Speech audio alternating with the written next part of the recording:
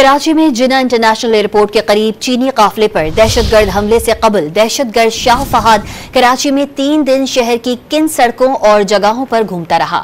CTD ने hub toll plaza से धमाका करने तक की फुटेजेस जारी कर दी हैं। सीटीडी सिंध ने एयरपोर्ट के करीब खुदकुश धमाके में जहन्नुम वासिल होने वाले दहशतगर्द की 3 रोजा मसरूफियात की फुटेज जारी कर दी।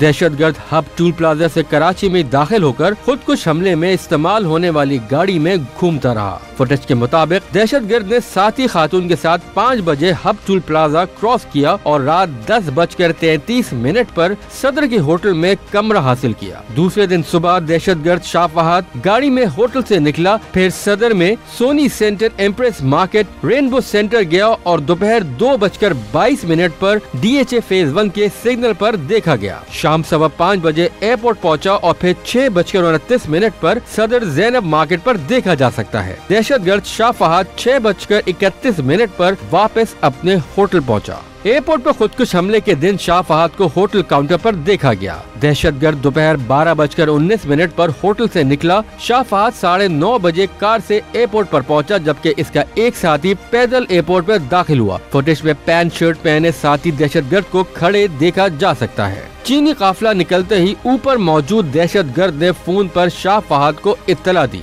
काफिला जैसे ही करीब पहुंचा, शाह फहाद ने खुद कुछ धमाका कर दिया। सीसीटीवी कैमरे ने धमाके के मनाजिर भी महफूज कर लिए।